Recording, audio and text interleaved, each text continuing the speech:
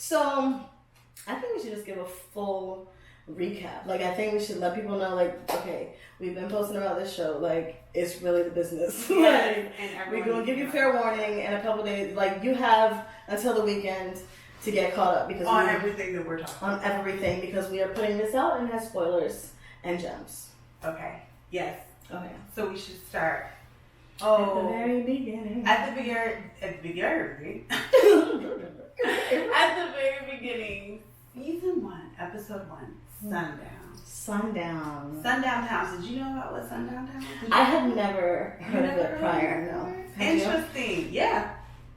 Yeah. But where did you learn about it? My granny. See, it wasn't in school? Yeah, no, it was not in school. It was not in my school. My grandmother told me. My grandmother told me a lot about segregation and racism and white supremacy growing up. And as a child, I pushed it away. Yeah, because it's kind of like, what? Like, way too much fun. Especially growing up in the county we grew up in. Yes, and she really wanted to make me aware. Mm-hmm. And so, of course, in retrospect, I'm so thankful for it now today, because when I see the show Sundown, I'm thinking to myself, damn, this is exactly what she was talking about. This is a real thing. Mm-hmm. Now, while I never had heard of it, let's say what it is. Basically, straight the fuck up. A sundown town is where when the sun would go down, they would kill black people if they were out. Like, if they were seen out, they would be murdered, lynched, whatever, taken, kidnapped.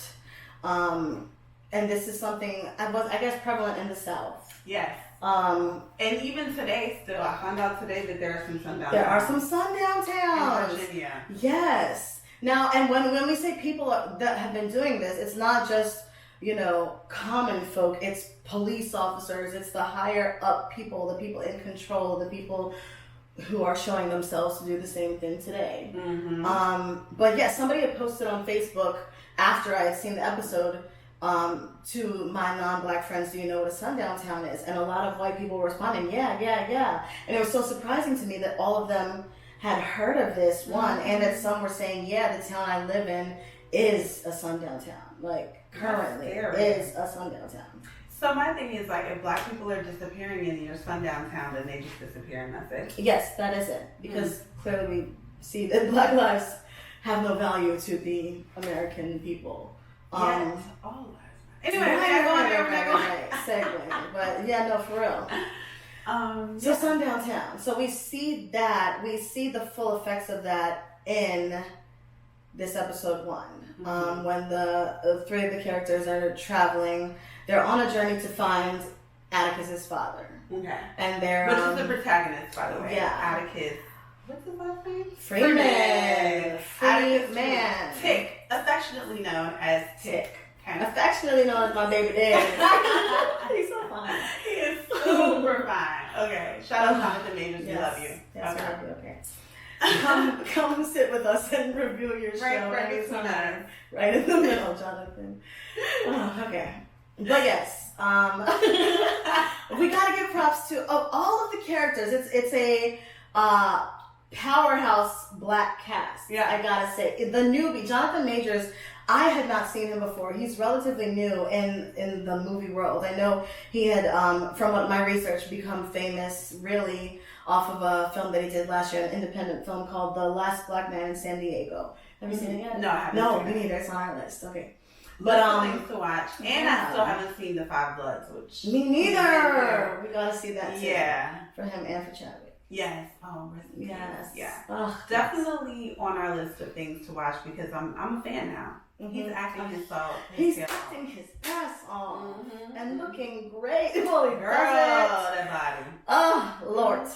Which I don't even want to say just from the standpoint of objectifying this male specimen. That is a very beautiful male specimen. But we also got to watch behind the scenes of his daily routine and regimen. And this is a very hard-working man. Like, the body he has and the mindset that he has, the opportunities that he has are all very intentional. And it's from hard work and discipline and dedication. So that's also why I'm just so in love. It's not, Yeah, being able to see him work and be productive and be focused. It's a man. It's a man. It's a man. It's a whole man. Yes.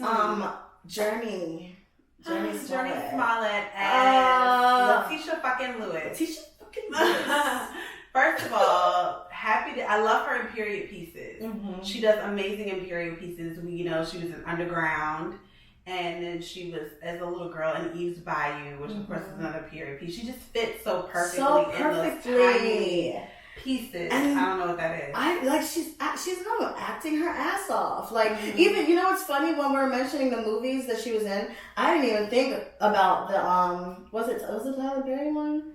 Where she was with the crazy. Shit. I didn't even think about that where one. She got AIDS. Yeah, she still acted her ass off in that too. Yeah. But she does her thing anytime she comes out. And it's like her character has more complexities as you go along, and she's also just badass.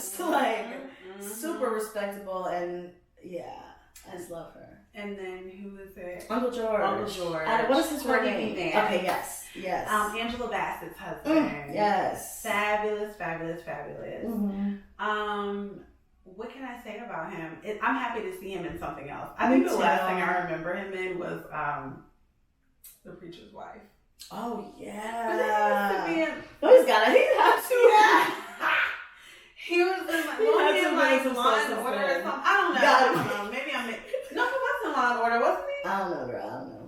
Don't give me that. Anyways, he was in some but it's happy. I'm happy to see him back on the big screen. Big screen, man. It's such a great role too, with more complexities. Mm-hmm. I don't know how much I don't know if we want to give away straight spoilers. We definitely want to touch on gems that are revealed and deeper meanings behind things. So naturally there's going to be some spoilers with that. But Uncle George is a great man. Mm-hmm.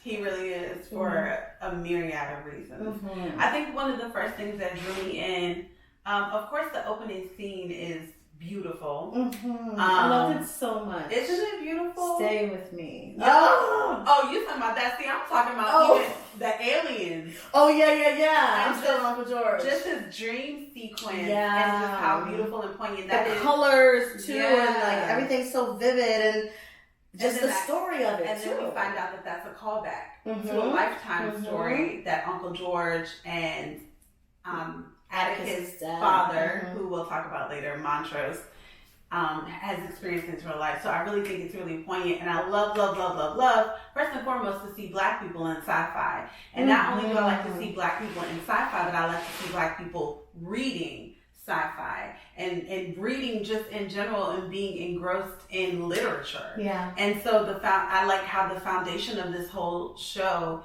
is Black people being well versed in their literature.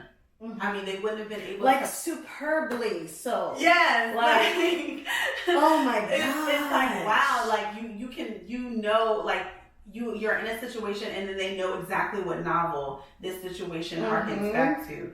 And can quote from it from memory, beautiful. So I'm already blown because of the intelligence and the caliber of the Black people that they're portraying. And then we of course get to that love scene. Yes. That stay with me, because we don't see a lot of that, right? We don't. Love. Yeah. The very first time Uncle George is introduced, it's when he's with his wife and they're sharing a beautiful romantic and intimate moment, and it's just beautiful. Mm-hmm. It's beautiful. And then he continues to just be this great man character. It's just it's beautiful. Mm-hmm. And so what ends up happening is we did skip a little part, and that was the part where they're traveling. And then the bus breaks down. Remember? Yeah. And then, but I guess we don't really have to touch on that, but I do want to say I like how they cut away to them walking. Mm-hmm. Versus the interaction. Versus them showing us what we know is inevitably going to happen. Right. The bus has broke down. Atticus is trying to get home. Right. And it's him and one other Black woman on the bus. It's full of white people, so of course they're in the back. Right. And the bus, and it's only two. Mm-hmm. It's only two of them. It's not like they couldn't fit. Right. Mm-hmm. The bus breaks down. They somehow get a pickup truck to take the rest of the people the rest of the way. And like clockwork, Atticus falls into line to pick up this lady's luggage, and just keep walking. It wasn't and they don't even show you what happened. Right. It cuts to them walking. It was almost like Nah, we already know what's gonna happen. We already know we're not allowed to come with you. We're gonna have to walk miles and miles and miles. Right, and so I love it because it's setting the tone. Like, so we're in the country of racism. This is what's going on. Black people know their place, which I think is good to note because he's kind of defiant. He is. He's also a veteran.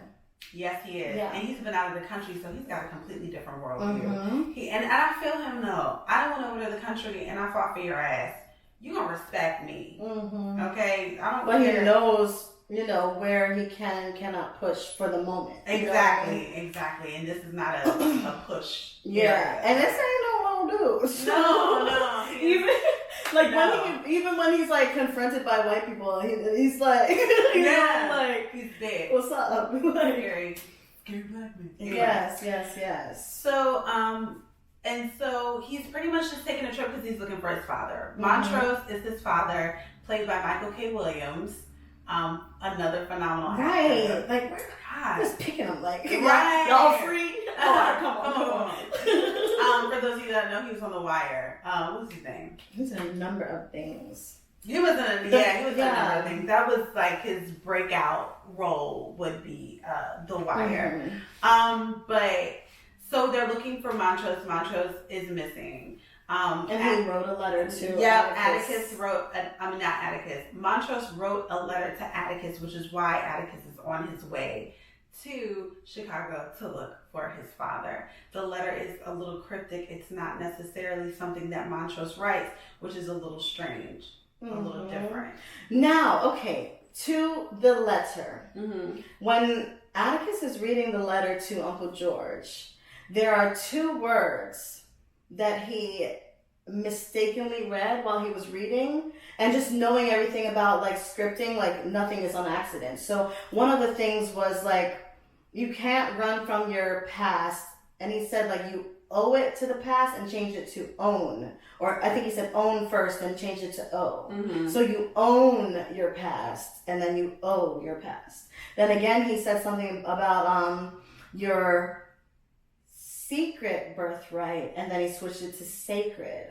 Or it might have been the reverse. He said sacred first and then switched it to secret. But those are two very powerful words to be placed into the script as mistakes while he's reading. And then also the Arkham mistake. Because Arkham is actually the publishing house of H.P. Lovecraft's book. Oh, the real H.P. Lovecraft. Right, the real H.P. Lovecraft. And I think it says Arkham House if you look at the side. Yes. Of the binding. So it's like all of these, and then even still, as we review this, I feel like we're gonna miss things. It's so I know there's so much, but many references in this, which make it so beautiful. And so I guess Uncle George decides to kill two birds with one stone, right? So work on his travel guide.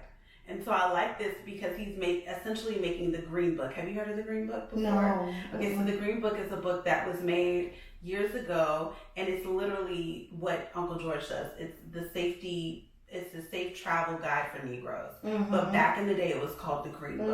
And it would be books full of hotels, routes that you can take, places, safe places where you can go. And that's why I love that they call back to that by making his book green. Right?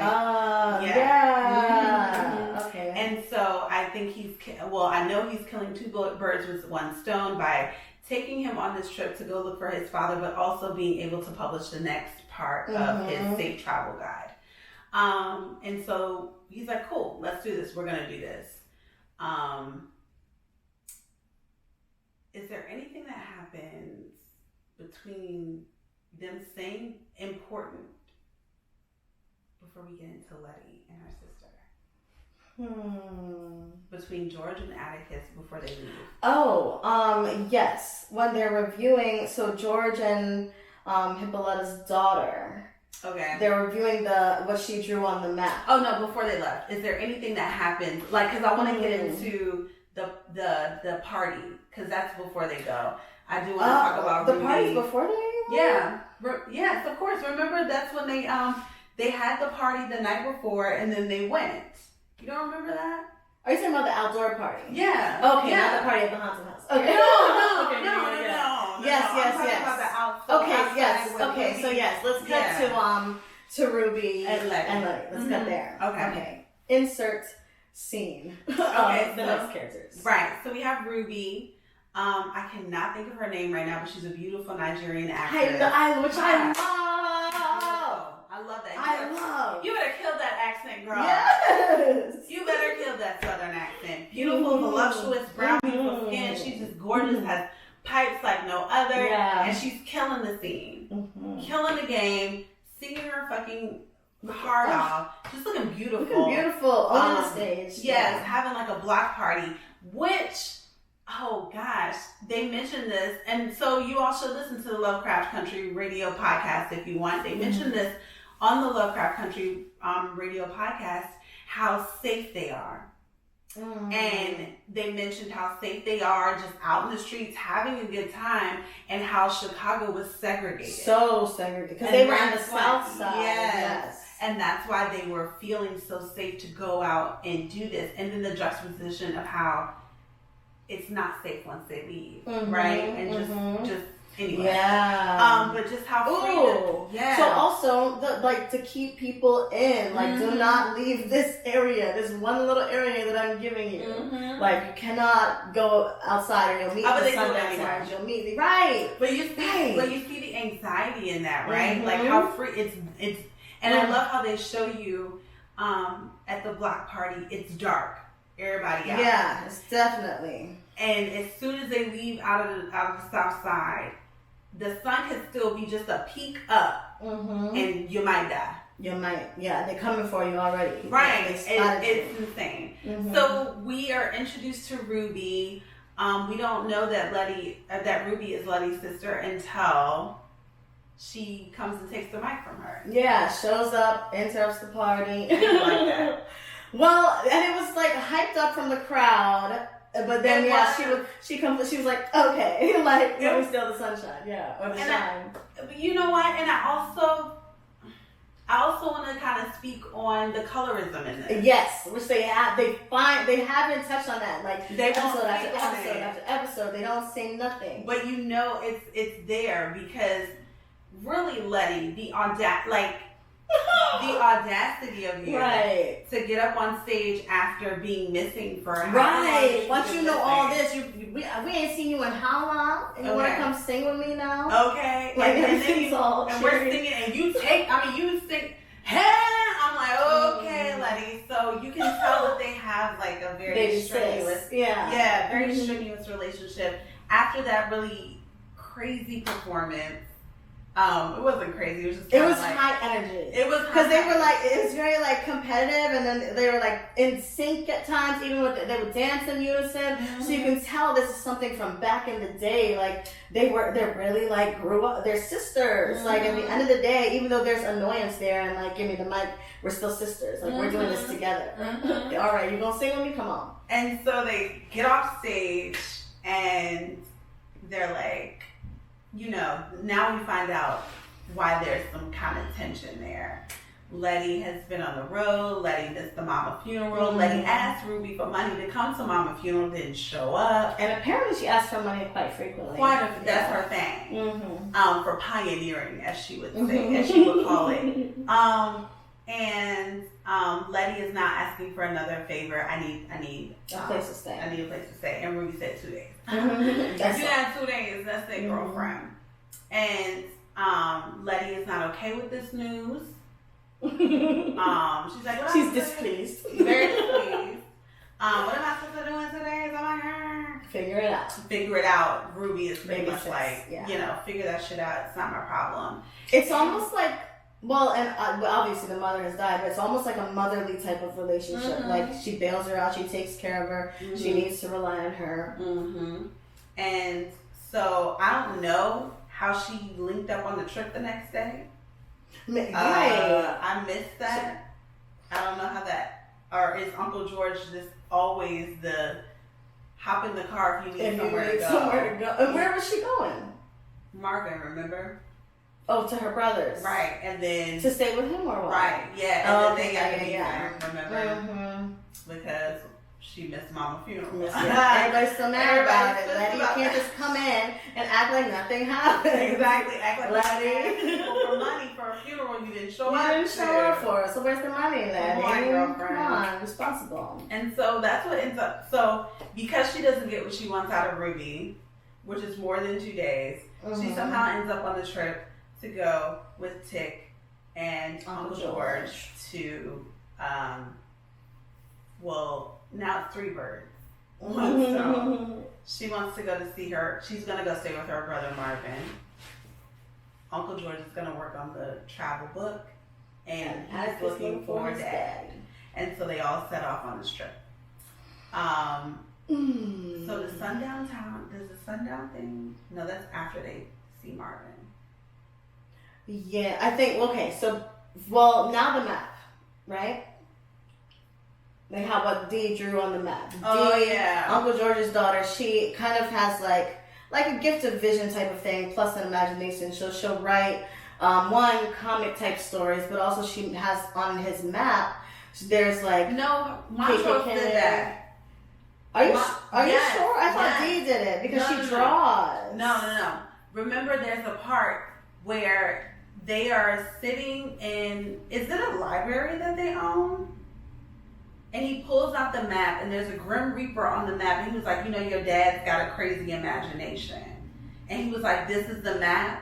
You don't remember that part? No. No, I'm telling you. We can review this part. Okay. But I'm telling you, his father drew that, which is why I'm thinking his dad knows so much more than what he is letting on to. Because Uncle George just kind of drew it off as like little petty drawings. Just drawings on the map. But the things on the drawing were things like the KKK in this area, the Grim Reaper in this area. So one of the areas that they were going to had a picture of the Grim Reaper drawn on it, and he was holding a clock. Yes. Yeah. Okay. So they're going on the road. Racism. Crazy racism. Get chased out of from town. Everybody. Let everyone. Like the ice cream people, the gas station people, everyone. It's Mm-hmm. not the just restaurant. authority. Yeah, all of them. The police chase them, but like, because when they go to eat at a restaurant, the guy in the restaurant is like, nah, and calls his boys for backup, and they come and try to shoot him up. But you know what I thought was crazy? I didn't realize. What? The White House thing? Oh, well, that. But I also didn't realize that was not a black-owned restaurant. Ever. It was not. It was just somewhere they were accepted. Exactly. Okay. And it was a white lady. Lydia. Right. Yes. And they ran her out. He said, I would never serve them after what you did to Lydia. Yeah, I don't want that happening to me. And so that was very telling, too, that she won't even black. She just had a safe place for these people, and they burnt her shit to the ground and painted it white, which they reference as how the hide burn marks when it's burnt down. So that happened with the White House initially, and then who did they have rebuild the White House? Slaves. And so they ran them up out of town, and they were making leadway until a sheriff just somehow runs into them. But Letty's brother warned them about the sheriff. He showed him a picture of the sheriff and was like, people been disappearing and like being killed. Because he goes from between the monsters and the sheriff, I don't know who I'd fear running into more or something like that. So run into the sheriff. Okay, so they run into him, and he's like, the sun is going down at like 9 minutes. Yeah, like 7:25. You got this amount of time to get where you need to get, or sundown town rule applies. And he's being hella nasty. Oh, nasty. Calling them the N-word, making them beg for permission to even turn the car. Belittle. Disgusting. In the nastiest way. And they drive the speed limit, and it's happy, and you feel good. You're excited because they're like, yes, they made it. And if this isn't life, how we make it, and then they're there to be like, oh, but not quite. Yeah. It didn't quite make it. Yeah. On the other side, waiting for you. Yeah, waiting for them. And so then they get the so then pretty much they're about to. So from our perspective, they're about to die. Straight up. Tossed on the ground, guns pointed at them, yelling all type of stuff.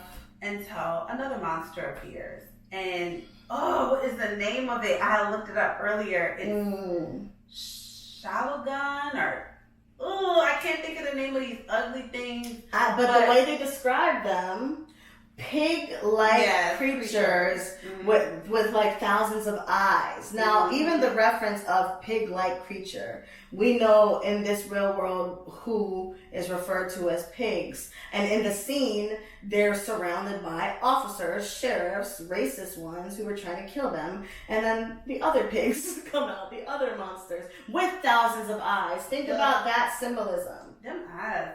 Okay? Make my skin crawl. And the ruthless ways that they were killing them, like, ooh. I mean, they come in all ways. They could fly. They could be under the ground, which on the was trees. also scary. They were just everywhere, and they were coming for blood. And then the fun thing about it is that once they ate you, then you became one, which I also think is very telling. Because I feel like once you get in the police force, you become one.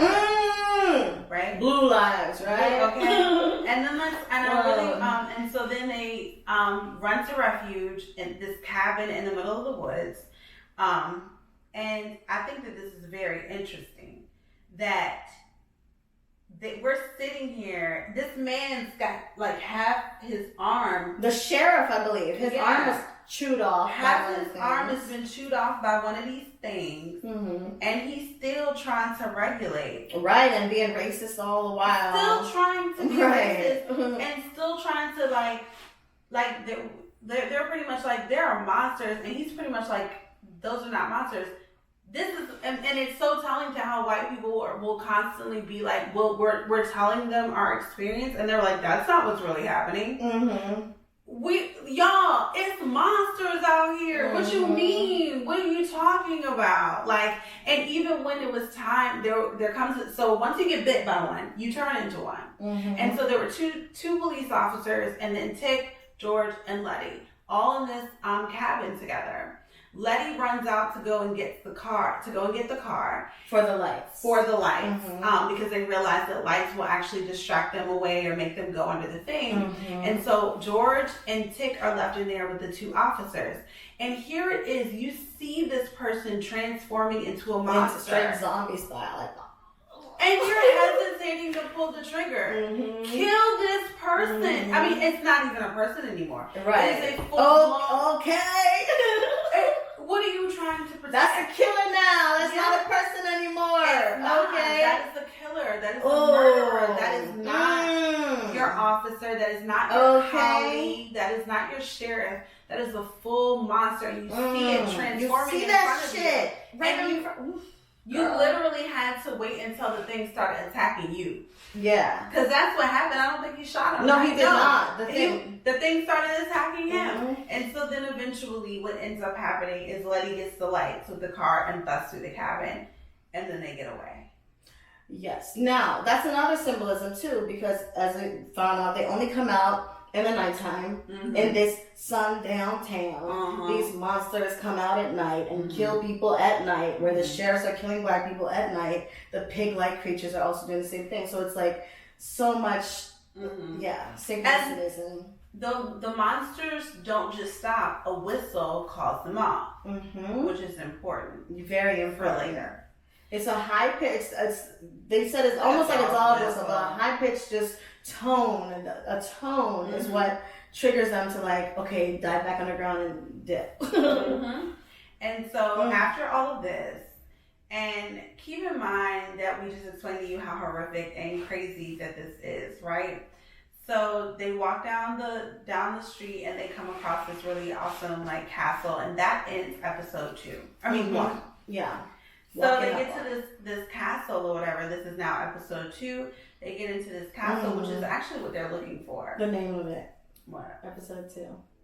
Whitey's on the moon. Gil Scott-Heron. Please listen to it. And listen to it again and again. Again. And really let it sit in with you. That's the powerful sound audio of the film. Because I'm remembering now as they're driving through the sundown town, James Baldwin is playing in the background. They do a really good job of audio.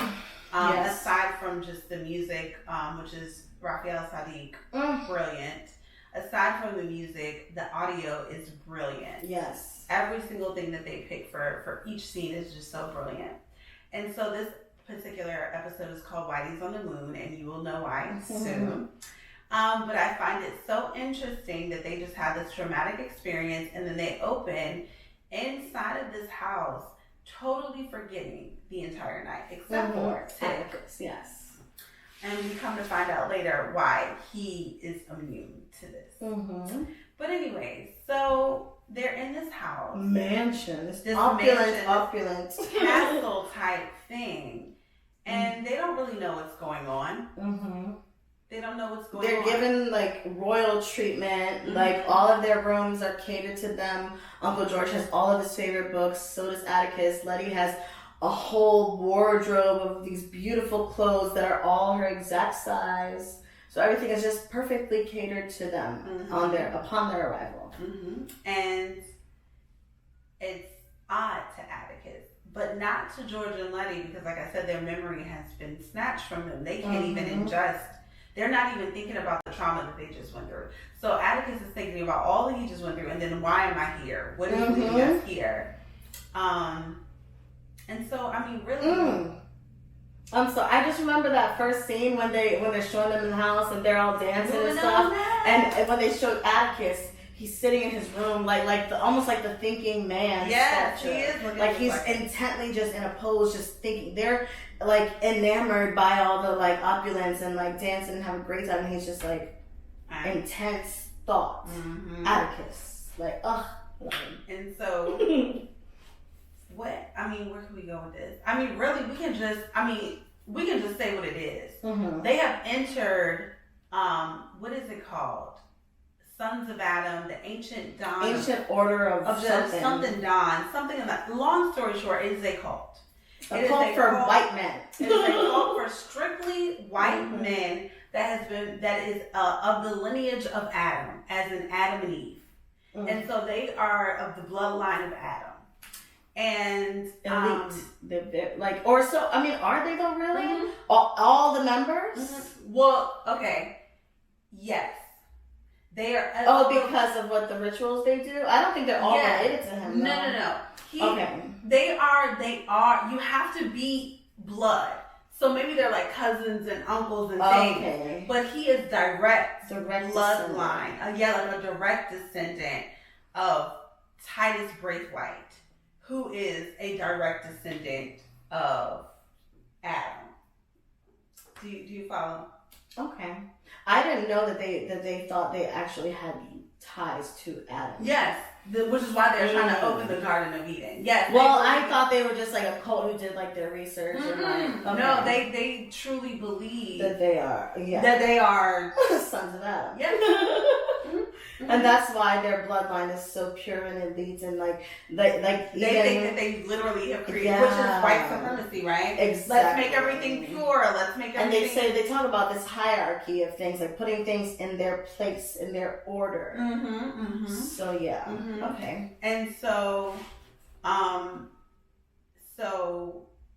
Samuel Braithwaite is Christina's daddy. Christina, rich white chick, that keeps like kind of helping Atticus along, but basically helping Atticus along the way to get there. Right. She kept showing up low key to like help him, guide him there. Right. And so Samuel Braithwaite is doing a ritual to pretty much open the Garden of Eden, and I don't know what for though. Immortality. That's why. Just to have it open and just go in there and just be immortal. Yeah. Do you, Bill? Right. I was like, what exactly purpose? And I guess because Tick is a direct descendant of Titus Braithwaite as well. Braithwaite, I keep saying it wrong. They're going to use his body pretty much as a sacrifice to get the Garden of Eden completely open. And of course, we don't find this out until it's happening, and they are playing Gil Scott-Heron's Whitey's on the Moon. Whitey's on the Moon. So while they're having the time of their life opening the Garden of Eden, they are sucking black people dry. They're literally sucking them dry. I feel like there's so much to skip though. Oh yeah. There's just one part I gotta state before that part of the meeting with all the sons of Adam, remember the guy had a part of his liver or something cut out prior to this meeting and served it to all of them. So they were to ingest him as part of as like an offering, type of thing. Like they're really on some weirdo shit. So, but Atticus witnessed that, so he was like, I'm not. But they didn't even get to eat though, right? Because Uncle George shut it down. Shut it down. He found the bylaws of the ancient order of whatever the fuck this thing is called, and it stated that anyone that is a direct bloodline. Has like supreme. Yeah, it is kind of like in the army, like. If you're at the top, it's my orders. Yeah. And so because he is direct bloodline, he can order them to get the fuck out. And that is what he did. And I lovely so. He said that is the order. And everybody had to get the fuck out. And so and they hated it.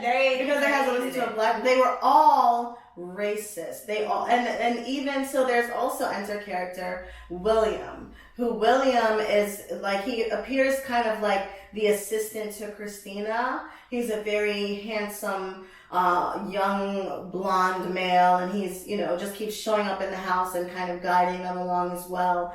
But go ahead. What? No, you go ahead. I was just listening to you. No, I think I had a hang on it because I forgot exactly what I was saying. No, but William says to him, they don't want you here, but that don't mean you're not supposed to be here. Yes. And that was kind of a telltale, like, you know, you're supposed to be here, like you're a little bit more than what you think that you are. That's the kind of vibe that I got. Yeah. And then once Uncle George got that bylaws book and got the info on it and was able to tell them, like, y'all have to listen to him. You know, little does he know, you have to listen to him. And so he was able to get everyone that was there for the ritual out of the room. He was able to talk to Samuel Braithwaite one-on-one and be like, pretty much what the fuck is going on. Right.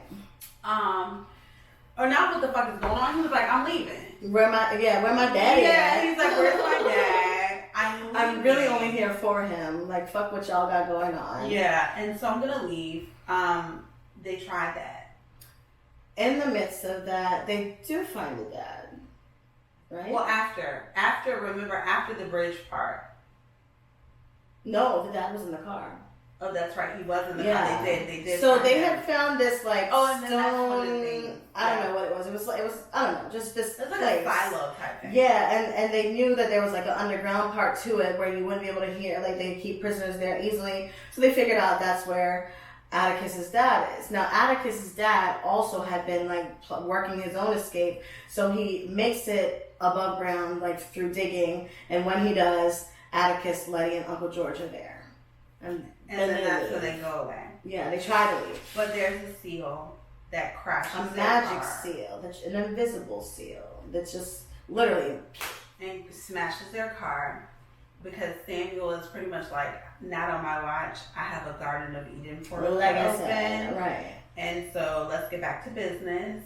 Atticus is still like, no, you know, we're not doing this. And to show how serious he is, he kills Letty. So this is important. Letty is dead. Letty dies. Yes, in Atticus's arms. Letty dies. Oh, rudeness, mama. So Letty dies. Letty is dead, and then the next person that he shoots is Uncle George. But he says, "You have a choice. Who I shoot next?" And he Atticus, didn't really give him a choice. didn't, like, because Atticus, like, he just looks at Uncle George first. And I think that's because he's closer to him, right? So he shoots him, of course. No choice. Yeah. Like Montrose, anyway. Right. And so, how different this would have been. I don't know if you would have just gave me a beat. Right. God damn. And so then they go back, and then I guess he decides, okay, let me just go ahead and do this stupid ass ritual. Then, Christina brings Letty back to life, which I think will be poignant later on because I think something has happened to her. I don't think she's human anymore. To Letty, yeah. Anything I've ever seen, when people die and come back, they're a little different. Yeah, they're not the same. And so I'm waiting to see what happens to her. There are theories that maybe she's a vampire, which I wouldn't be surprised. or something. But we'll see what's going on with that, because she definitely was dead, like doorknob. And Uncle George was just suffering a gunshot wound, which I didn't realize that they agreed to make him better after the ritual. I didn't know that. Yeah, Samuel Braithwaite, because Christina said my dad he healed Letty like he promised, and he'll do the same to Uncle George after the ritual. But he made it right. Okay, so then he's like, all right, fine. Christina gives him a ring, which is important. Some nice rings. Sons of Adam ring. A Sons of Adam ring. And she said, they have an exchange during that moment. Do you remember? I don't remember. She basically was like, because she knows everything about the Sons of Adam and everything about the Order of the Dawn or whatever it is. And like, I've, tried my whole life for this, and all you have to do was be a man. And then he says, and not even a white man. So it just shows, again, kind of like different complexities there. She was not happy about that. But it's crazy to me, like, why are you fighting so hard to be a part of the boys club? Just, you're a great sorceress all on your own. I think she just wants access to what they got. But see, let me tell you. Oh, okay, so I'm going to tell you what I noticed when I watched the second episode a few days ago. So they're running shit. So they're working on the spell, the Garden of Eden portal spell, and they have Tick in the middle, and they're sucking the energy out of him. And as they're doing this, there's this black entity that starts coming out of the ring. Yes, I do remember that. And you see the flowers and everything coming out of the portal, like the garden is actually open. As this black entity then turns into like a visual of his ancestor, which would be his tie to the Braithwaite bloodline. So Titus Braithwaite was sleeping with slaves, got his ancestor pregnant. And so we see her fully pregnant. And this is who I think has the book of names. Did you notice she was holding a book as she ran out? I noticed it the other day, bro. She had a book as she was running out, and she's holding the book, and she turns around one more time. I said, she got the book. She's got the book of names. She stole it. So, girl. Okay. And so... But she makes eye contact with Atticus from the portal. Like, they're looking at each they're other. looking right at each other. And, it's like a moment. he sees... Okay, so while they're still doing the spell, I don't know if the wizards can see her or not. I don't think so. I don't think they can see her. No. So Atticus can see her. And from there, he is drawing his strength. Okay, let's talk about, like, parallels. Draw your strength from your ancestors. Hello. He is drawing his strength from her, so much so that he turns all of the wizards into stone. Exactly. Like that. All of them. It's like a burst. And the whole garden of portal is closed. Starting to crumble. And the entire structure is starting to crumble. This massive, massive mansion. Yes.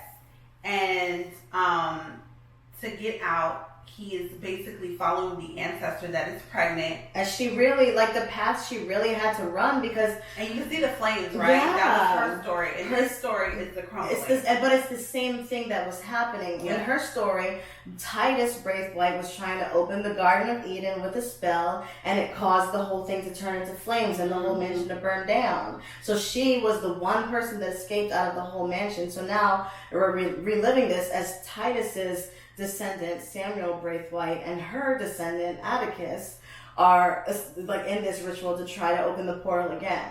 So she leads him out before the whole place crumbles. And I find it interesting that it's also an exact replica. So once again, we find it crumble into the ground. Crumbling, like try it again. He makes it out, only to find out that Uncle George has passed. In Montrose's arms, you just see George, and it's just this touching scene, and it's very emotional. Uncle George. He's like, he's apologizing because, and I understand, he had Uncle George on this trip in his mind. It's his fault, and he was supposed to, do the ceremony so that he could be saved, and the ceremony didn't finish because of the power, and it crumbled, and it's just, Damn, and man. very important, on Uncle George's deathbed, we find out that Atticus is actually Uncle George's son. Yes. He was in love with her mama. Yeah, he must have cheated on Hippolyta, yeah? No, I think she came first. I think he was with this woman first. And, yeah, she passed away. And then how did Montrose end up taking... If that were so, why is it that George and... why didn't they say that? Right. Maybe she cheated on Montrose with George. But I don't think George cheated on Hippolyta. I don't think. Because their daughter is much younger. I feel like she's the woman after. I think. And maybe we'll find out. That story has to unfold more. Yeah, but I think she was with both men at the time. I think she was kind of... I think so too. Yeah. And Montrose pretty much was like, nigga, I told you not to bring that up no more. Right. He was like, I'm sorry, but, whatever. Right. Like, I'm dying. I'm going to go ahead and This is what it is. And so that's one secret we know that Montrose is keeping from Tick. That Uncle George is actually his father. Which would make so much more sense because remember, they spoke about how Montrose, like, whooped him for reading. Yeah, they said Montrose was terrible to him growing up. And it's like, but George loved reading. Exactly. And so does Tick. That's probably why Montrose whooped him. Because he's like seeing his brother in him. Like, child, sorry. Yeah. You need to be glad he want to read like that.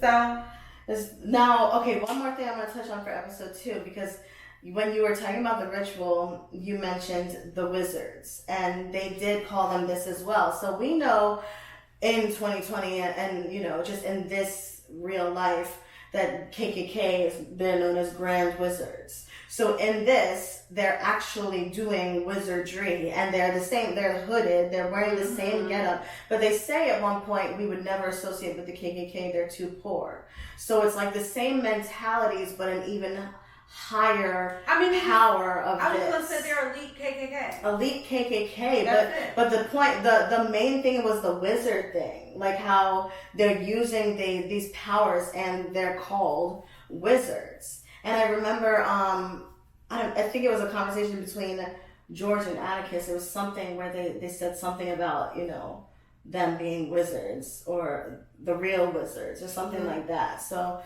I don't know. It was just interesting. It's the same.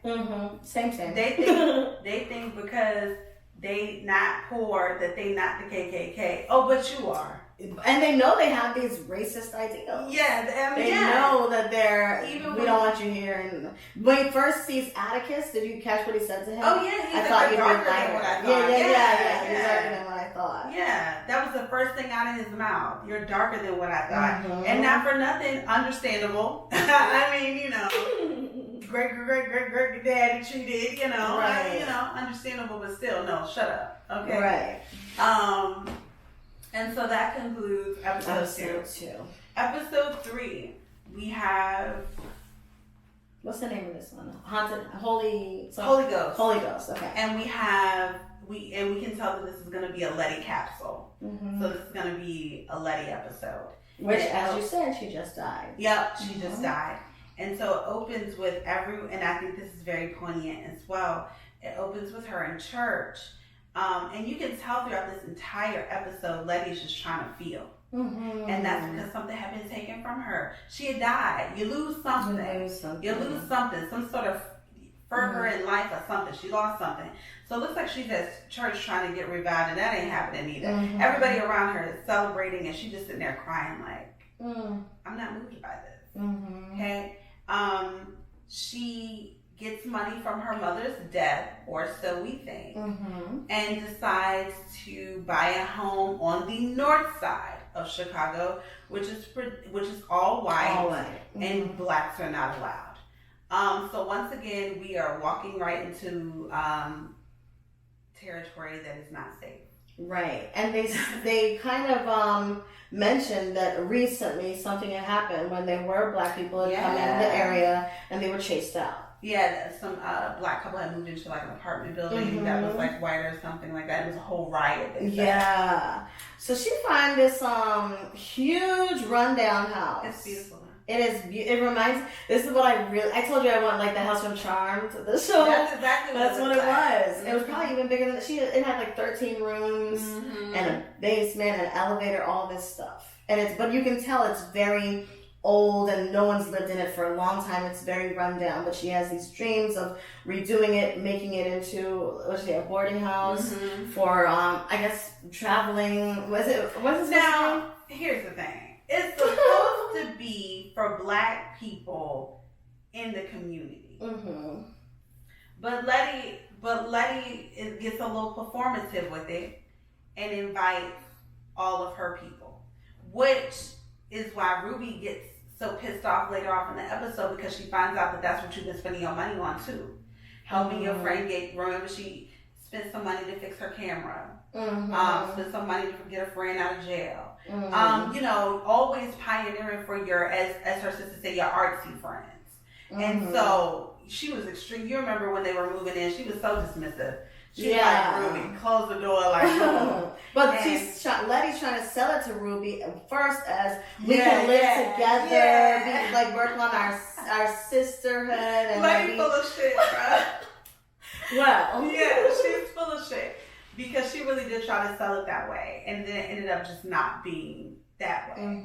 And we see people moving in with pianos and one girl asking where the dance room is at, and it's just not what you think it's gonna be. It's not a safe haven. It's like a party house. It is a party house, honey. And I ain't mad, but don't be lying. Right. We're jumping. Right. And so, but because of the way she sold it to Ruby reluctantly agreed. Yeah, it makes sense. To move in with her, and it's nice. And so the next thing that happens is Tick stops by to say bye. So Tick is going to go back to Florida. And he doesn't go back to Florida because the whites have now made it known that they don't want them there. He's like, I'm going to stick around for a little bit. And so here we have the emergence of our monsters for this episode. The three white men that will just not leave them alone have broken into the house and turned up the boiler. Left a brick on the car horn so that all day long. Which I'm thinking, y'all can hear that too, though. Like, that's not a good. I'm sorry. Does white supremacy come with deaf ears? Right. When you want it, because I would be pissed too. I'd be like, all right, I know we don't fuck with them, but can we turn this shit off? Right. But they were able to. Letty was sleeping through it until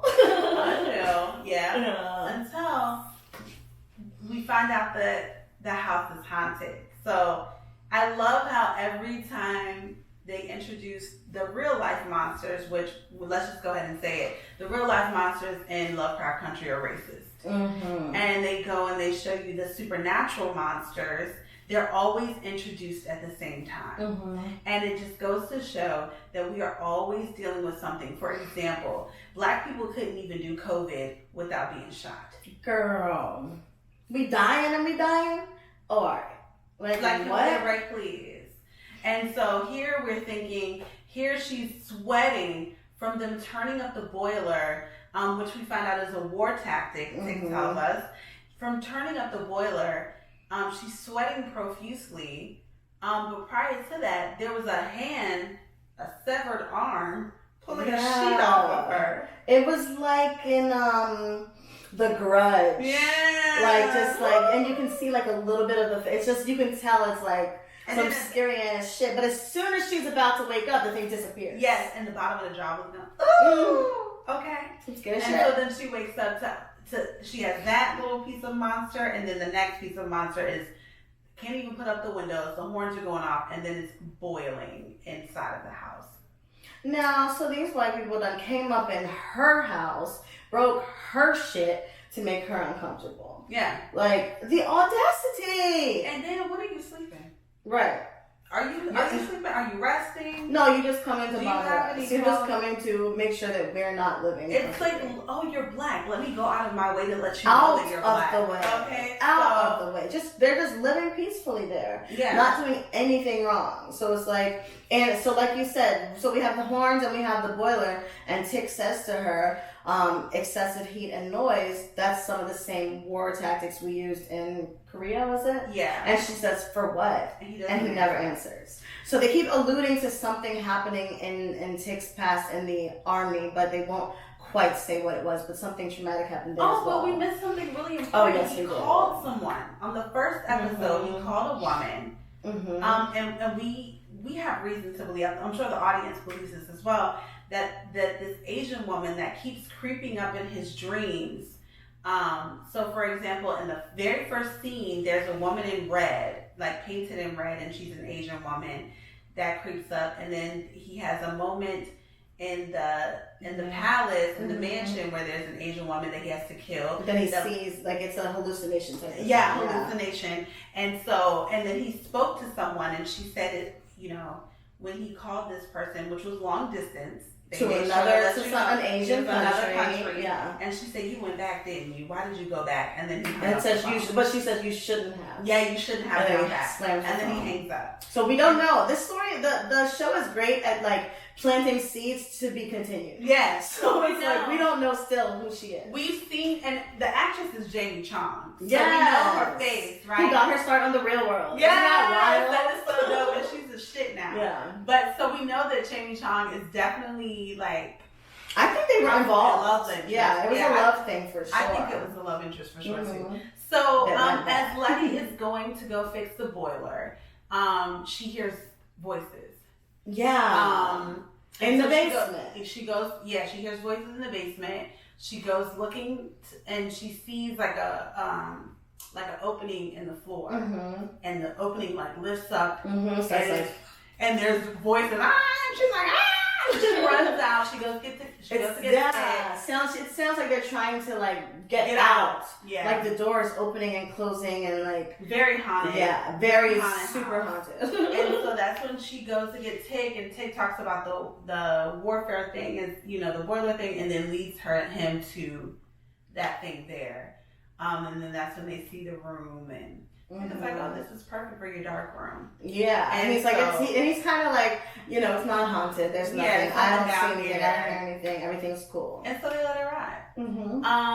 Things are fine. They have a housewarming party that night and invite the whole South Side, which I love. I love it. So in this very racist, very white neighborhood, they invite the whole black neighborhood, and the whole black neighborhood comes to the party, and they're inside the house, they're not like outside in the street, like, when we first saw it was that street party, they were in their own neighborhood, they were comfortable, but they're inside, and they're just having a good time dancing, whatever. Yeah, and they, walking around while everyone else in the neighborhood is like watching. Just watching, just staring, just worried about them. Ruby and her whole band is playing inside, but they are so pressed that they still got them 3 cars with them horns. Still, can't nobody hear that shit. Right? Like y'all lame. Y'all tactics ain't working. Like it's just not. We've been sleeping, eating, doing everything. Like drinking. we're living and fuck you. Yeah. And so Letty's going around the house. And here's another one of those really nice tidbits that we like, right? Letty's going around the house, pouring liquor to all of her guests. That thing went a ways, too. Like, I was like, she ain't run out yet. I'm trying to fix little pitch. First of all, the fact that you have enough guests there to restrain themselves not to be helping themselves. Right. Like, you were able to go and pass it out, girl. That's a good house. Letty must be a Leo. She gotta do. So she stumbles upon a conversation, and these women are talking about these pastors, and how scandalous these pastors are. And one of the women say, who Michael? She was like, girl, no, Martin. And they were speaking in reference to him being engaged to a white woman. And so we come to find out that this is true facts. Martin Luther King Jr. was in fact engaged to a white woman. But what? Right, and what they did? Why don't we know that? Well, we don't know this because it wasn't good for optics. And so before that could happen, before he could take off as the pastor that we know him to be, they got him to marry Coretta Scott King. Mm-hmm. And so Letty says that. Yeah, they say that in the show and they just keep it moving. And it's so casual. It's so funny to me how casual gossip is. Yeah. Like, we could be saying something that it was like, who? Martin? Yeah, or like, you know they made him marry that black girl instead. Oh, like, yeah. And then it just carries on. So it's like, you really have to be paying attention to catch these things. Because it's like, wait a minute, what? So if you research it, like, it really is true. And it seems as though there were more than one white woman. There's more than one. And there's a book called Bearing the Cross or Bearing the Crosses or something along that lines that tells you about how Martin actually really loved him, a white woman. Okay, so that's that. That was a nice little tidbit to know. Yes, good to know. Things that we need to know. Things we need to know. And so then, so we progress and everything. Again, we're having a good night. Everything is fine. Ruby notices that they have now put a burning cross in the yard. Niggas having too much fun. Right. Now, I've never understood what that means. Like, I thought y'all were Christians. Yeah, like, I don't get it. I don't understand. I'll never understand. I need a grand wizard to explain that to me. Right. Because y'all are Christian, right? Anyway. So that's it. That was it. They had done with the deal with the boiler, dealt with the horns.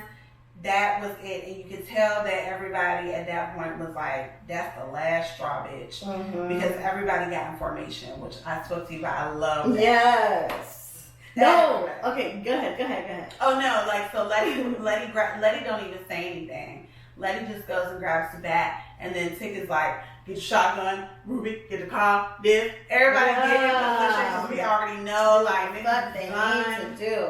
And they play a really great, who is it, the Clark sisters, the Shirley Caesar, they play a really great gospel song during that scene, and she pretty much just goes Jasmine Sullivan on everybody's car. Yeah, like white people busting, like, get these fuck ass bricks off these horns, like, busting that shit, like, I'm done with it, with it. And the white people do not move. They don't come to confront her, like, because also you have all these strong ass black men standing behind her with guns, like, they don't. Right. And one of the things that we were saying today is, like, you know, when a woman or a black woman is like, you know, I need help, or like acting, you know, passionately about something, then it's, oh, she crazy, she tripping. And they could have easily felt that about Letty, because, like, you're busting up the white people's cars, like, that's wild. But go fucking head. Yeah, that's what the fuck they deserve, and we got you. They literally weren't doing anything. Literally just existing, having a good time, minding their own business. Yeah. So fuck y'all in your cars. Yeah, and fuck them up. Mm-hmm. And of course the police were called, but everything was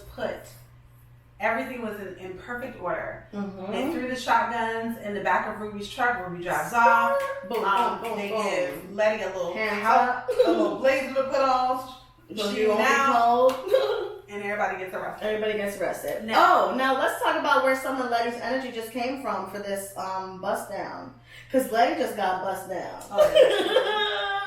Letty, we find out later. I'm just going to go ahead and say it now. There's no need to hold on to that tidbit. But we find out later that Letty lost her virginity. Mm-hmm. There was a lot of sexual tension between her. I don't know why he started acting all funny with her. Like, nigga, you came back to my house. Why are you walking past me in your uniform and acting like you can't speak to me? But she had said since they got back, after Uncle George died, he didn't come see her for 3 weeks. Exactly, that's what I'm saying. And so it's like, we just went through all this together and like...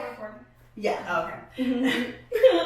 and then now you come back and you say something to me. Like, it is just really weird. Yeah. For him to be so standoffish. But they did. They had sex in the bathroom. And it was very... quick and passionate. Very quick and passionate. But it wasn't like disrespectful or no shit like that, right? And so we later find out that, we later find out that she was a virgin, and she said, which I said at the beginning of the recap for 3, is that she just wanted to feel something. Mm-hmm. And again, I feel like this entire episode was her wanting to feel something. Even the way she opened up, busted down the cars, you know what I mean? And then what happens in the basement cleansing scene. But we'll get to that in a minute as well. No, okay. The ride to the precinct. Wait, before we even get to the ride. So, during the party, cut to the scene, they're in another room in the house. There is a group of children, and they're playing. Okay, yes. They're playing around with They're this playing with the Ouija board, which black people don't do, but whatever. They're playing with the Ouija board, and first they're just asking kind of little kid questions. One of them is like, "Am I gonna have a good time on my trip?" And the Ouija board says no. Mm-hmm. So we find out later, the show doesn't reveal this, but in the show they had called him Bobo.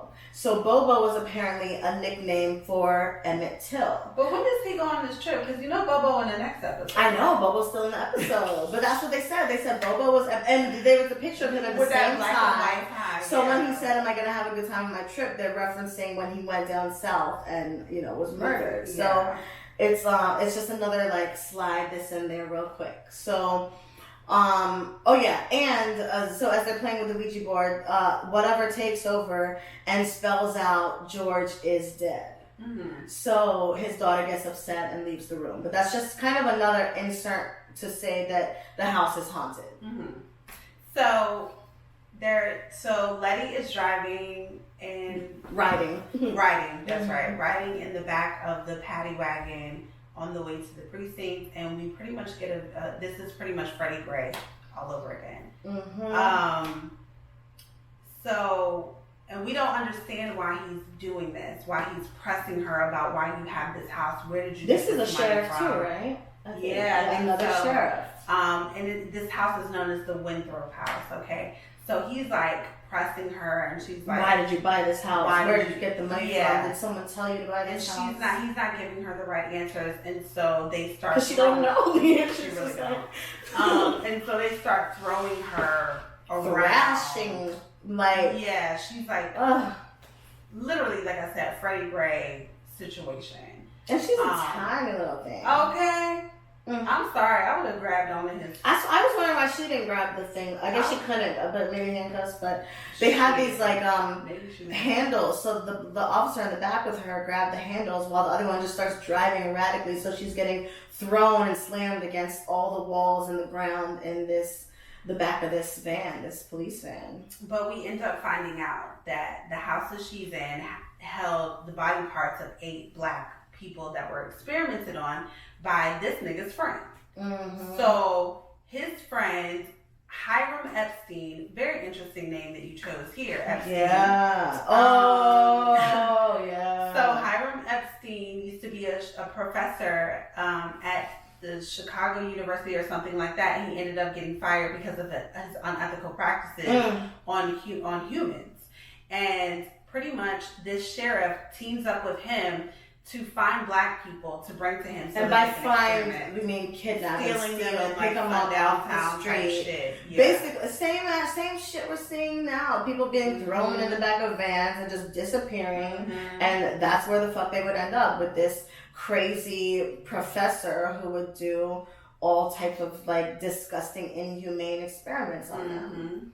And so he's pretty much was like, there were body parts in your fucking basement, which then, is a callback to those voices that were in the boiler room. Boom. So Letty, even though she's beat the fuck down, she takes this information and then researches it and finds out everything that I just told you. That this person used these black people for experiments. And so her whole thing now is, y'all gotta get the fuck out.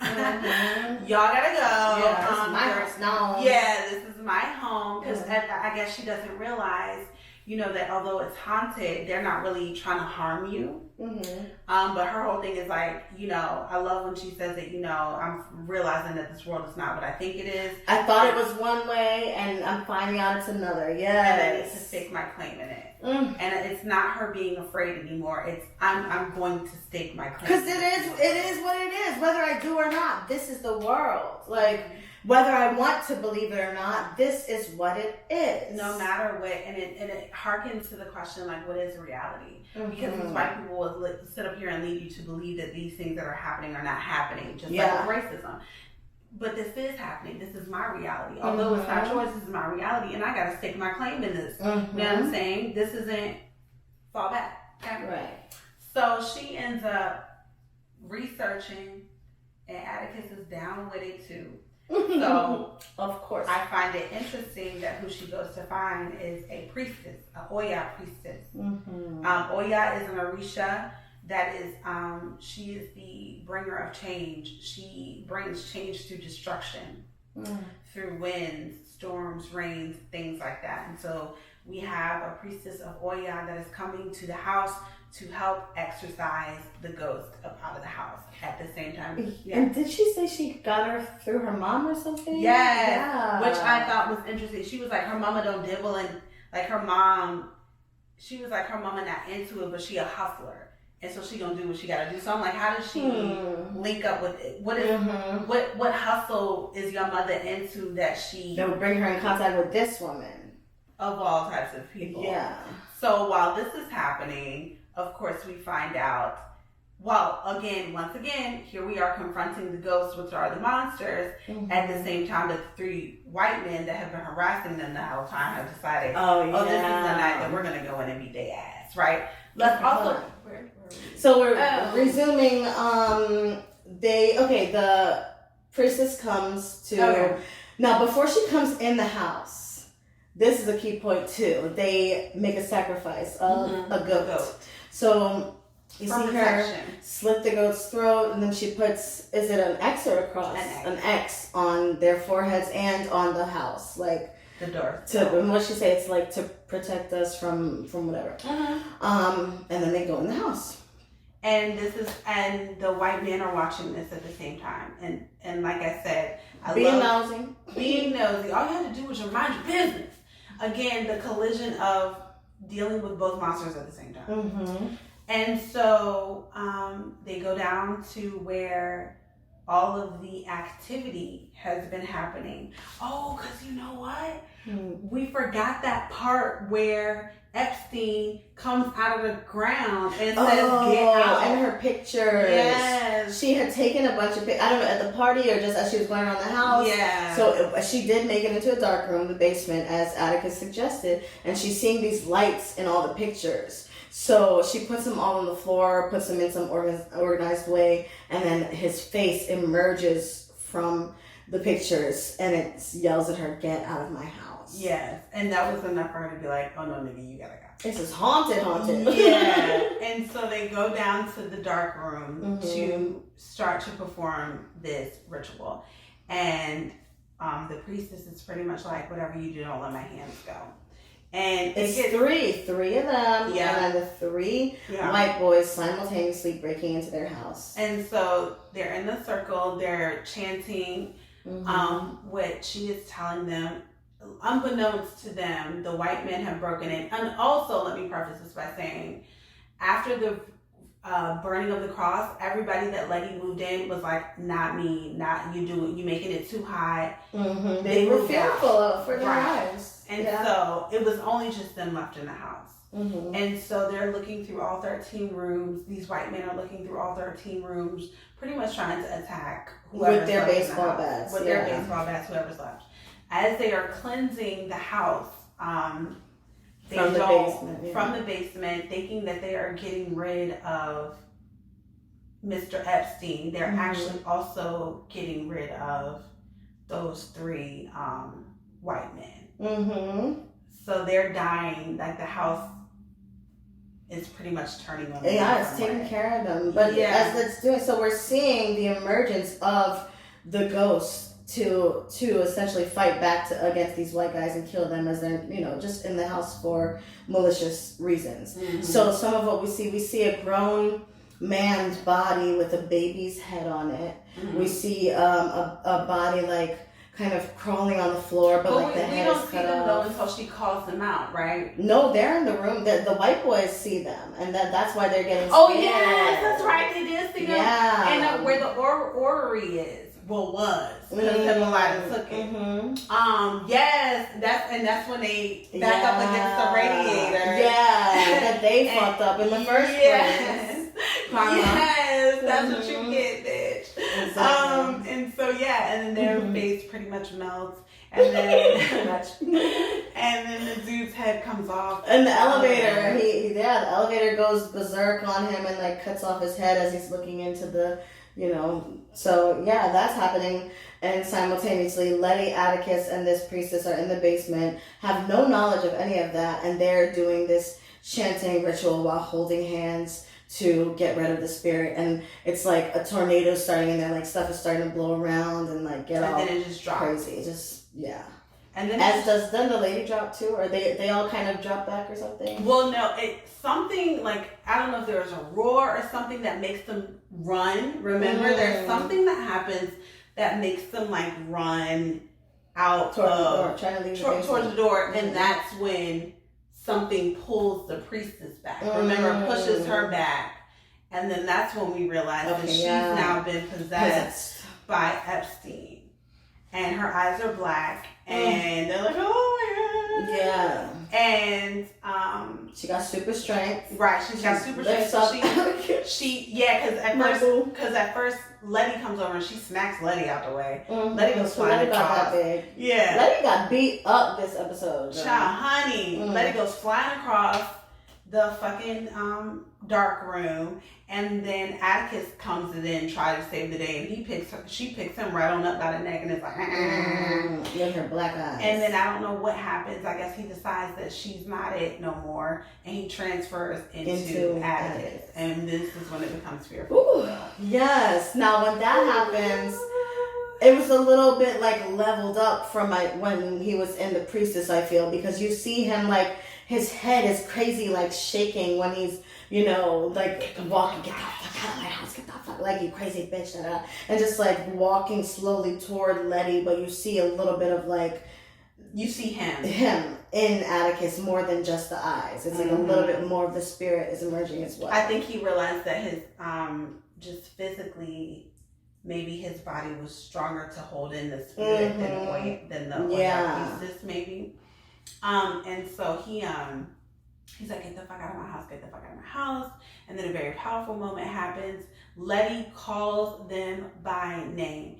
All of the people that were experimented on, she calls them by name and she says, you are not dead yet, you can still fight. Mm-hmm. And they emerge in those nasty forms that give me the creeps because I hate gore.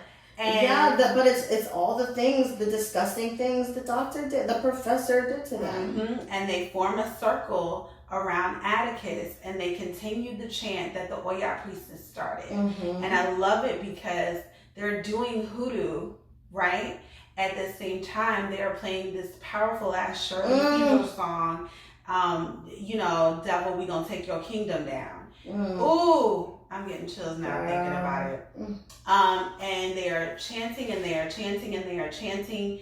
As they are chanting, you see the spirit reverting back to their normal selves. So like the guy who had the baby head, now he's a full grown man. Like if they were missing limbs before, now they have them back. Oh, this was so sad too when they were in their ghost form that had been, manipulated by the professor. There was like fetuses, like there were mothers still holding their babies, like, but he had done just despicable things to these children and people too. So, but yeah, they are kind of like materializing, like in the flesh almost. You can see them physically as they're getting stronger. I think they're taking back their power as they're taking away his. Yeah, and he's just disintegrating into nothing. And he was a little man, as you could see, like as they're really like all around him. It's ridiculous. Whoever the fuck he is. Yes. And so they ended up, they just chant and they chant and they chant with every single thing in their body. And then Letty closes out the chant with, "Get the fuck out of my house." A powerful, girl. Wow. And it's just all in her face, and then it disintegrates, and it's done. Everything disappears. Everybody. So the everything. spirits were released. His ass was bandaged. Those 3 people that would not let him go, they did. They gone. not a problem anymore. Side note, we forgot to talk about that conversation that Ruby and Letty have when Ruby finally calls her out on her shit, and it's like, "You built this for your friends. This is even a real community. You lied to me." She pretty much figures out, that's how she figures it out, because she was like, "I'm gonna use the rest of the money Mama left me." She was like, "What you talking about the rest of the money Mama left you to fix up some stuff or whatever?" And so this is important, because after she cleanses the house, she then uses the house as a real boarding house. Right. And it becomes so popular that at this point she's doing an interview. And you can see her walking around the house. The house looks better. There are families, not just individual single people living their creative artistic life. There are children running around the house. Is a beautiful thing. Exactly. And you can see that Letty really took what her sister said to heart and was like, "You know what, I am going to turn this into a boarding house to really pioneer for Black people for real. Yeah. And so to close out the episode, we see our girl, our fashion fabulous Bentley driving bit. Is it a Bentley? I don't know. I think it is. I think it is a Bentley. A tinted Bentley. Christina, she's pretty much getting the realtor who sold Letty the house to pack his things and bounce. So his job here is done. And so we find out that Letty did not get the money from Mama. As she thinks. As she thought. Yep. Christina actually gave her the money. Christina, filthy rich Braithwaite. Okay. To buy the house. And later on in episode 4, we find out why she wants her to buy the house. And this is the thing. Even remember when we're talking about in the beginning, Christina emerges as she's helping them to get there. Like, anytime Christina's involved, she has an ulterior motive. Yeah, and it's about her. Super, like, deep. Like, it's like she knows some shit. So we're still figuring out exactly what all Christina's motives are. But yeah, she's yeah, they give us a little tidbit, but then it's like, girl, what's really going on? They give us a little bit in 4, but not for real. And so Atticus thinks that he's gonna roll up to Christina because he sees Christina's car. It's unmistakable. Sees her car, rolls up in there, thinks that he's gonna shoot her. That's when he finds out that there are a book of names that has that can make.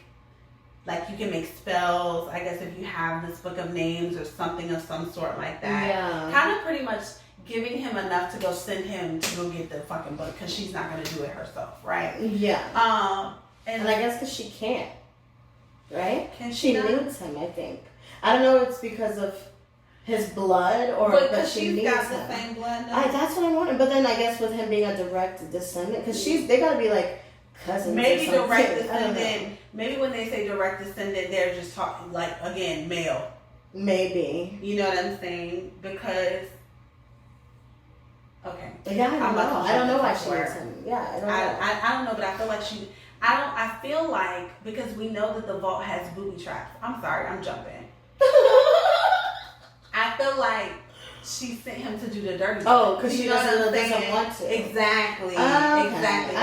That's the kind of the vibe that I'm getting from her. Like, he's thirsty enough. Right. Let me go spend him. Yeah. And he's like into the hunting and yeah, he is really into it, and she knows that about him.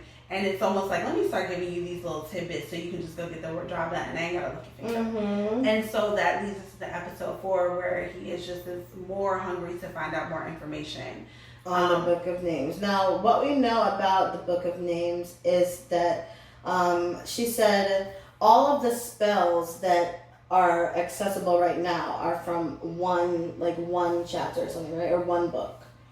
Something like that, and certain people have destroyed their pages or something. So basically, but it's like the language of Adam, and it has to be deciphered. And basically, if they find this book, then they'll have access to unlimited magic and spells. And creating just everything. Which, by the way, I told you all when we were recapping episode 2 that I think that his ancestor has the book of names. So I think that they're looking for a book that only that person knows where it is. Mm-hmm. Anyway, she took it and put it somewhere. Who knows?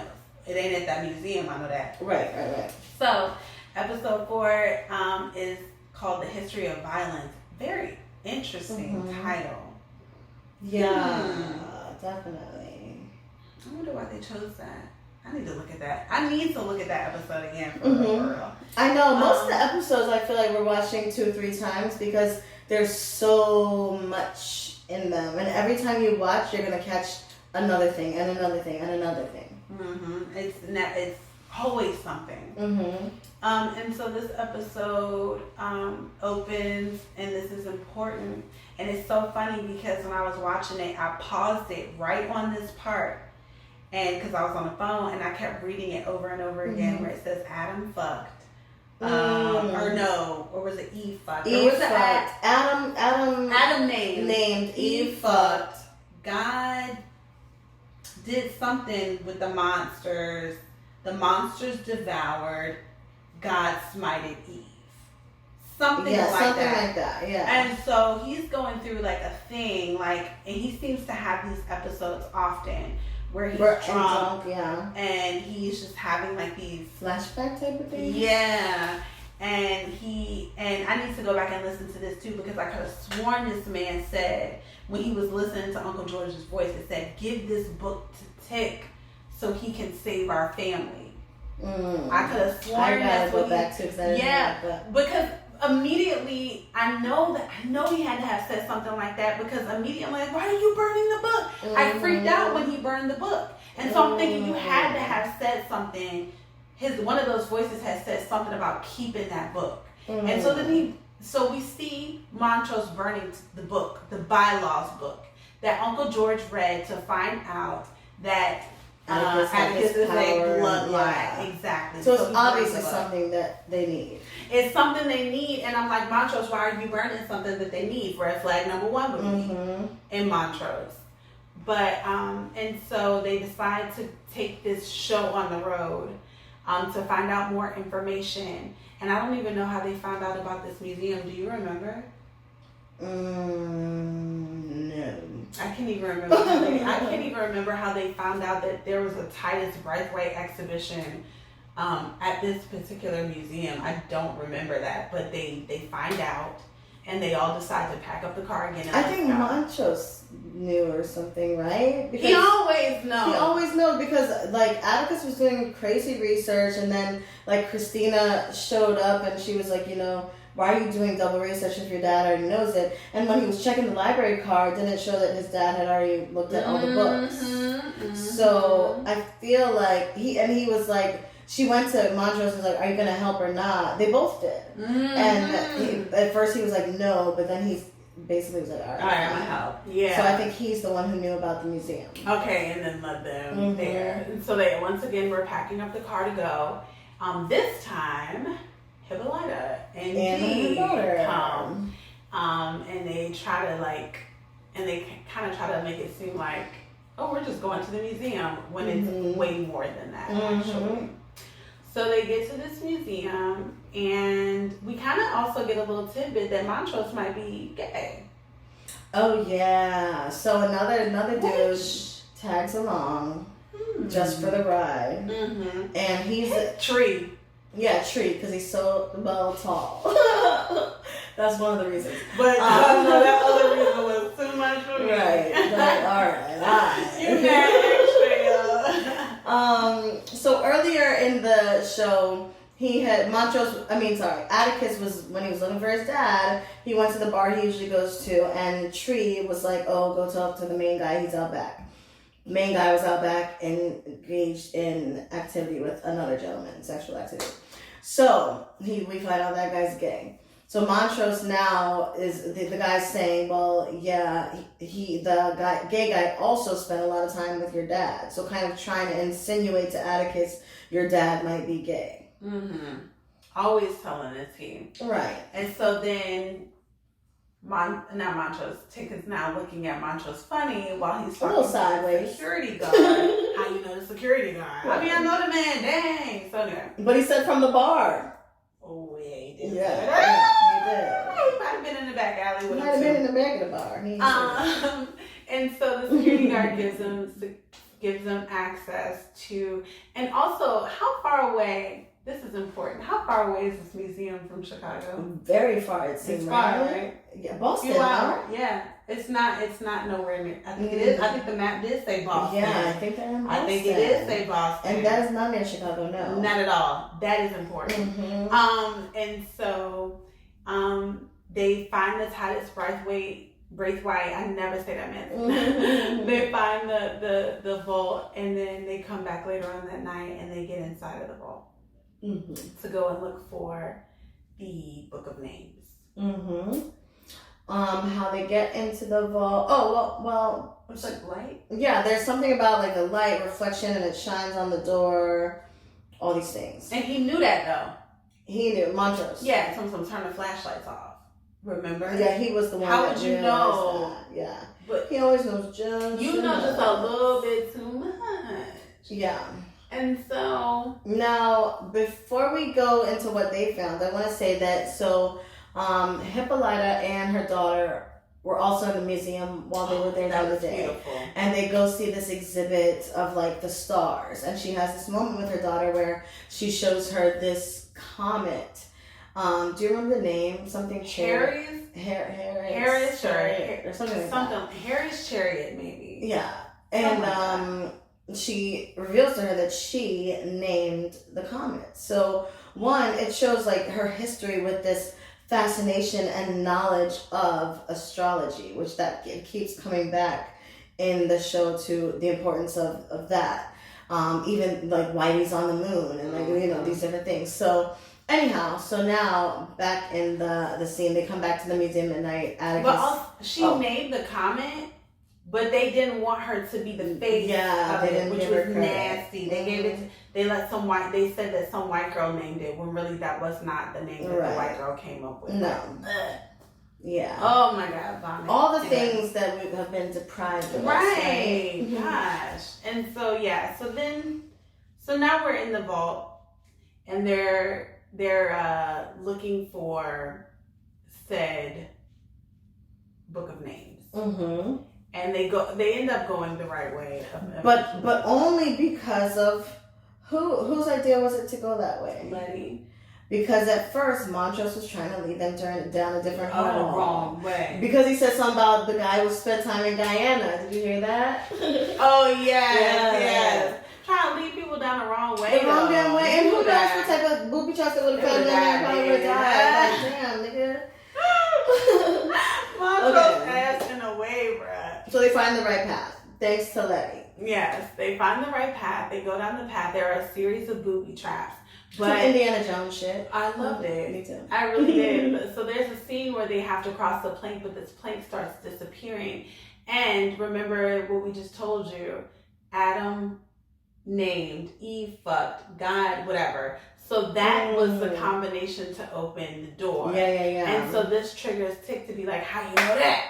Right. How you know that? How you about to die and all of a sudden we pull from you exactly what we need. Exactly. How do you know this? How do you know this? How are we ever going to figure this out? And then this is when he shares with him that he had the bylaws, but he doesn't tell the whole statement, which is why I want to go back and look at this again. Because he said, George told me to protect the family. I'm doing what I need to. I'm like, that is not what that man said. That man said, give him the book so he can protect the family. But again, let me go back and look at that. But I'm pretty sure, leaving it up to Montrose, I think I'm right. Yeah. Okay. That nigga sneaky. Yeah, he mad sneaky, And so they keep going. They end up in this, the arm.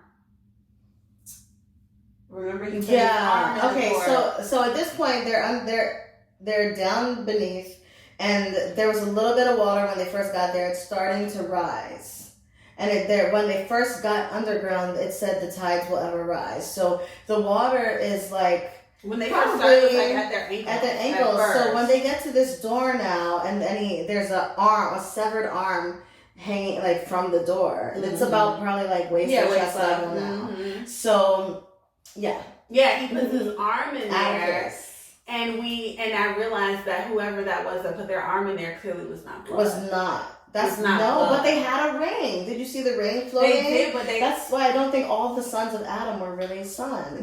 But see, that's what I'm saying. Maybe it's like for real direct bloodline. Do you know what I'm saying? So maybe you're just a relative. You know what I'm saying? I think it's like the Freemasons. I think it's just a cult-like thing. I don't think you have to be family at all. Because remember, you gotta be. Because remember when Christina was talking to the sheriff, and he was like, he said something like, "Did you, I wasn't there for your initiation." She said something real smart like that to him. You don't remember that? She said something really smart about his ass not being a part of the sons of Adam.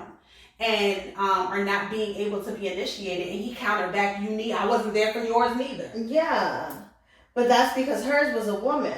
I know, but I'm saying, but I don't think his was because he wasn't family. I think it because the hierarchy of like his. But poorness. He's still a part of the lodge, though. He's still a part of the lodge. Yeah, but he's not one of the sons. Like the Masons, there's levels to it. Like the higher up, like I don't want to say anybody can be in it, but like they're not all related. Because there was definitely a ring on the ground. Yeah, floating in the water. He put the ring on. No, Atticus already had his own ring. He didn't, because I was like, pick it up in my mind. But he already had the ring from Christina. He still kept it He just wasn't wearing it the whole time. But so the guy. I have to go back and look at this. Yeah, so the original hand that was in there was one of the sons of Adam, but it wasn't he wasn't the direct bloodline. That's what I'm saying. And then it took the blood. And I thought they was gonna rip his arm. Me too, because it was a lot of blood. It was a lot, and it had to fill up these little tiles with his blood. It was like. And then it released him because the blood was right. Mm-hmm. And then they get inside and they meet. Did you know that she was a hermaphrodite? Well, when I watched it, I did. When I saw her penis, yeah. I did. Which I found to be very interesting. Yeah. And so anyway, we get inside and we are introduced to Yamina, I think they're calling her.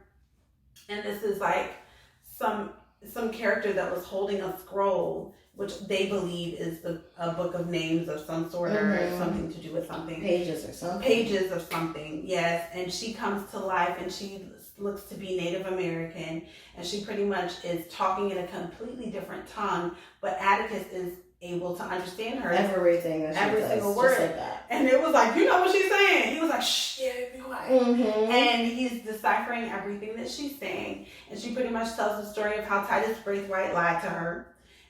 Used her, and then said, well, you want me to get you back with your family, and then killed her family, put them all in this room together, locked for eternity. And so what was he using to decipher the language? Yes, to decipher the language of Adam, exactly, which is what I believe she was speaking. And that was what she was supposed to be doing. And Atticus understood it. Mm-hmm. And he used her, and I think if I'm not mistaken, she was like liking him or something. Who? Titus? Was she not? Or I don't know. The way she was trusting, the way she was like, I trusted him, or whatever the case may be. Anyway,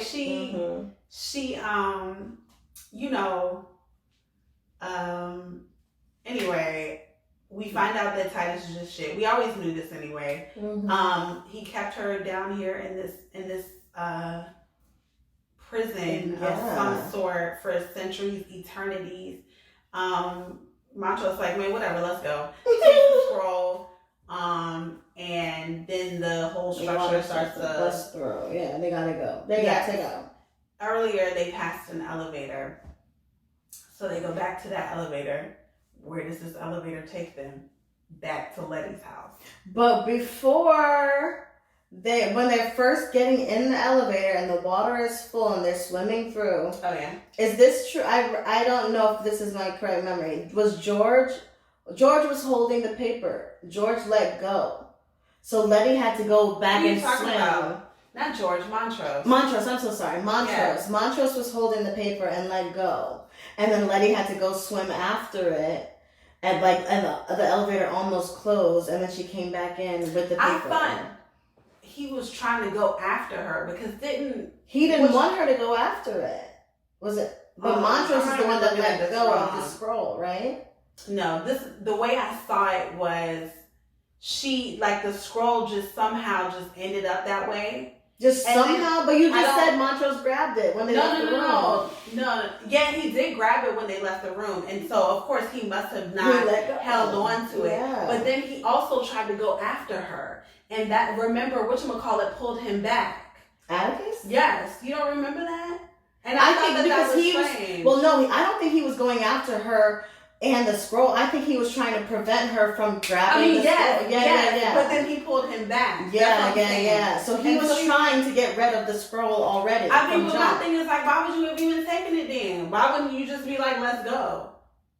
I don't know. What was the whole purpose of you even being like, because he has to act like he's with it, but then try to thwart it too. You could have picked anything else. But that's what they came for, the scroll. I mean, so he had to be the one to hold it. Right? But it wasn't even, you know what I'm saying? I feel like he was trying to interfere with it the whole time. I mean, well, yeah, of course. But it takes them back to Letty's house, which is crazy. It takes them straight back to Letty's house, which is why they saw the floating body of one of the three men down there. Because, that's her house, essentially. They go back up there. They cut away to talk to Christina and the sheriff. And so that's all, that's another mind-blowing situation. Like, oh, bitch, the sheriff that just beat up Letty in the last episode? And so she goes to confront the sheriff about something. I can't even remember what she was confronting the man about. Mm-hmm. But we find out that Letty's house is one of these 34 lodges. Because remember, Montrose slipped up and said that. Mm-hmm. It's 34 lodges. Yeah. He's like, how you know it's 34? I don't know. I'm just, he's so angry. And so we find out that is why Christina has Letty buy this house, because this is actually a lodge. We don't know what purpose this lodge is for. And apparently this sheriff dude was affiliated with this lodge, which is why he's so possessive over it and so angry about it. And they have an exchange. And I can't really remember their exchange in its entirety, but I know it has to do with the fact that the sheriff is pissed about Christina flexing and using her powers to kind of override what he's got going on. And that she's a woman. Yeah, of course. Because he says something like "no cunts allowed" or something like that. That's just very much giving it to her. They've been going back and forth. That's why I gotta go back and look at that exchange one more time, because he was like, I don't remember you getting in shit. Yeah. She's like, well, what about this? Is really nasty. And then he has her followed. Right? Oh yeah, and then that's when she come back and whoop everybody ass. But do we know that it's her? So I was talking about that. It's her. Okay, so there's a scene where Christina, I don't know where the fuck she was going, but two of these officers were following her. So she notices that they're following her. So what we see is Christina gets out of her car, walks to the house, and then literally a second later we see William, the character that we'd seen in the mansion. Now he's walking out, and he walks up to the car, says Miss Braithwaite doesn't like to be followed, and beats them up. And goes on his date. And then he's like, I have a date to get to. Which is Ruby. He goes and bothers Ruby, Letty's sister. Which I don't understand. Yet. Why Ruby? Why are you preying on Ruby? Well, I feel like it's just her proximity to Letty, but also that she's not close. She's close in they're not this, but it's a way to get in, I feel. And also, I don't know, to get access in the house. If you plant ideas in her, and then she can go back in the house, she can, do whatever with right, it. She has influence. Christina can't get in the house. Remember they put that X on the door? We were talking about the X on the door. Christina can't get in the house. But Ruby super has influence over Letty. She even said, I did all, Letty, Ruby inspired all of this in the house. And so, he pretty much seduces Ruby, and that's a go. Yeah, it's a green light. It's a green light. He definitely sucked on some of her blood, which I think is very poignant. Very poignant. So as they're getting hot and heavy, she bumps into something, cuts her hand as she's making out with William, and he sucks the blood from her hand before they have sex. And it's like, yeah, And it's passion. like, But oh, it's like, yeah. no. And then I'm like, girl, you see that big devil? Yeah, he had 3, actually, it was 3 symbols, I believe, on his chest. But it was I like, thought it was a devil. I thought it was like this with the horns. That ain't I didn't see that. Thought I was seeing the same symbol from the, maybe like the seal thing. We gotta go back and see what it was. Girl, but there's like something, and it's like branded on him. It's like burned into him. Child, so something's up with that. I'm Something. like, how you not even seeing that? But anyway, girl, get your dick, whatever. And so then, so after that, what happens? The Montrose and the. So they have this really beautiful moment. Wait, who? In the water, yeah. What? Are you talking about with his son? Montrose, When he talks about the love and all that?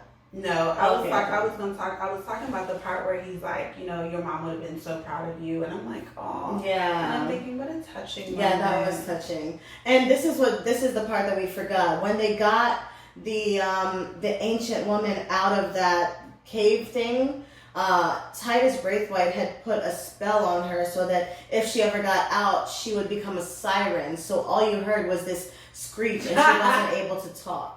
So as soon as it was in the elevator and she tried to open her mouth, it's just this loud screeching, like it's like a scream. So Atticus had to knock her the fuck out. So, but now they have her in the house and she can no longer talk. And so Montrose, like after having this really like beautiful moment with his son about how proud he was to see him just step out here and be adventurous, and how his mom would have totally appreciated it. Mm-hmm. You know, Atticus is like, thank you. Thanks, Dad. And they decide that what they're going to do is have her teach her English so she can write and to decipher until she's able to talk. So they still have use for her. Exactly. And that doesn't matter because then Montrose kills her. Montrose goes and slits her throat. So, as you said, Montrose... Like, what is he doing? Like, Montrose is stopping this at any cost. Every turn he can, like, everything. So, yeah. Atticus and them don't know yet that she's dead. Because that's literally, like, the end of the episode. Yeah. And then they cut to black. And then that was that. And then that's where we are. So episodes 1 through 4. And ooh, so much. God, it is so much. Mm-hmm. And that's probably not even nothing. I know.